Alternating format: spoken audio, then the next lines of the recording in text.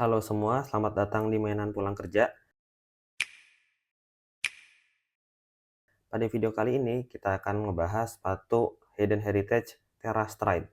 Sebelum kita bahas sepatunya, kita lihat dulu boxnya. Ini dia boxnya. Buat sepatu yang harganya terjangkau, menurut saya boxnya bagus ya. Dia lumayan keras gitu dan dikasih warna putih gini. Di bagian atasnya dia ada logo Stride yang besar warna biru. Terus di bagian sininya ada garis biru dan tulisan Stride Forward. Di bagian sininya ada logo Stride. Terus di bagian sini ada logo Stride lagi ya, yang besar. Terus di bagian sininya ada label size-nya. Terra Stride warnanya full black, size-nya 42, dan ini true to size buat saya. Terus ke bagian bawahnya polos. Sekarang kita buka, dalamnya warna coklat kardus ya. Dan kertas minyaknya juga niat, dia dikasih logo Heritage, logo Stride, dan di sini ada tulisan Inspired by the Word, Dedicated for You.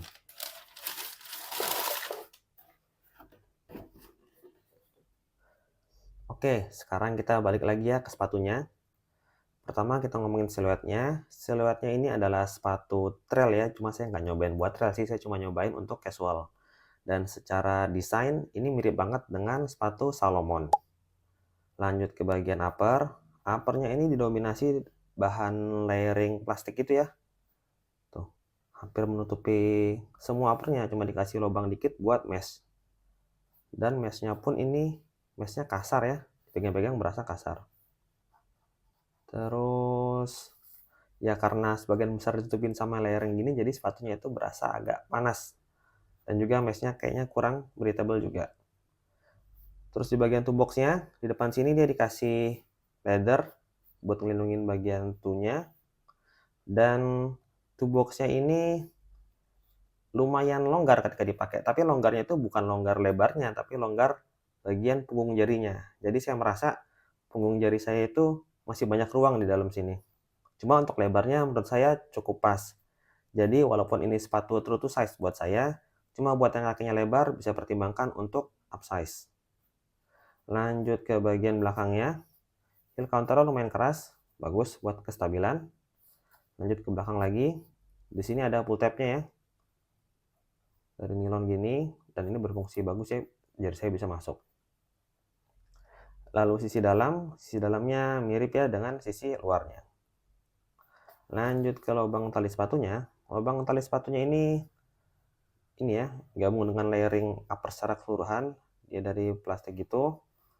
Terus di sini dikasih lubang tambahan lagi ya di bawah yang paling ujung buat bikin runner's knot.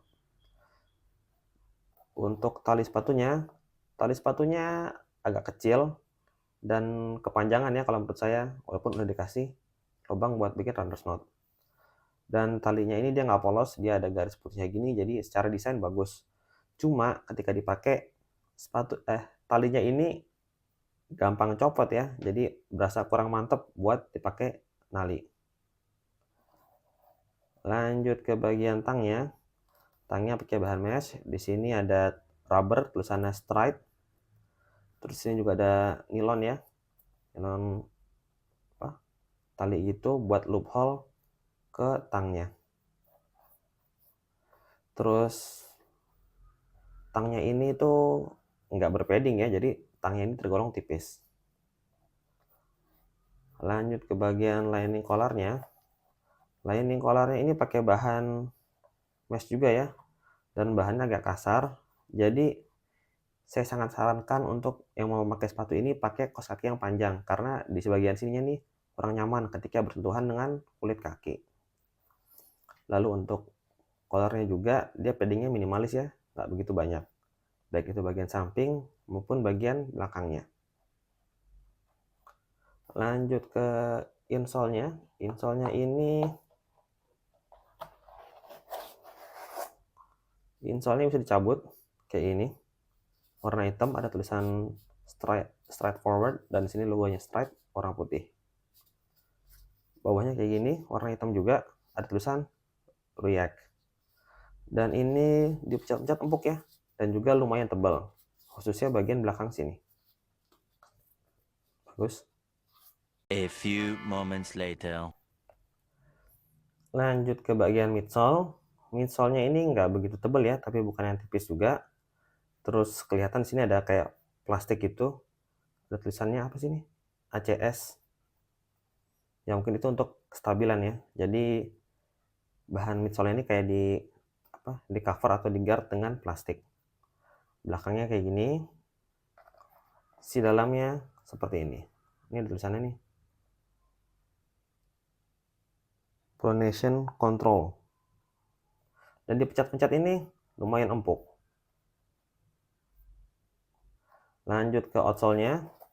Outsole-nya ini khas sepatu trail ya. Jadi ada tonjolan-tonjolan yang tebal-tebal gini. Dan saya pakai traksinya juga bagus ya. Dan karena tebal begini harusnya jadi lebih awet. Lalu gimana rasa pakainya? Rasa pakainya sepatu ini ternyata cukup empuk.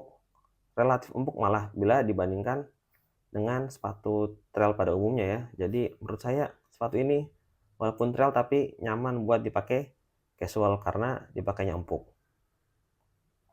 Cuma midsole-nya ini menurut saya agak kurang lebar. Jadi lebar upper dengan lebar midsole-nya itu kurang proporsional. Jadi kadang-kadang berasa agak kurang stabil. Cuma enaknya lagi dari midsole-nya ini dia itu agak naik ya ke atas gini. Jadi waktu jalan itu seperti membantu kita untuk berjalan. Lalu bagaimana kesimpulannya? Buat sepatu dengan harga sekitar 300.000, menurut saya sepatu ini worth it ya. Untuk ukuran sepatu trail dia ini enteng dan juga dipakainya nyaman. Midsole-nya itu lumayan empuk. Cuma dengan beberapa catatan ya, seperti yang tadi saya bilang, upper-nya ini panas karena dia layering-nya terlalu banyak. Terus juga mesh yang dipakai kasar, jadi sangat disarankan untuk pakai kaos kaki panjang. Dan juga talinya ini kurang enak ya, gampang copot. Ya selebihnya relatif nyaman. Walaupun ya tadi ada juga kekurangan dia agak kurang stabil, tapi itu jarang-jarang. Cuma ini dalam segi pemakaian casual, jadi saya belum pernah nyoba buat pakai trail, jadi saya nggak tahu apakah ini cocok buat trail.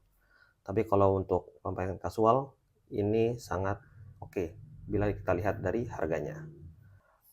Oke, mungkin segitu pendapat dari saya. Gimana menurut teman-teman? Silahkan komen di bawah.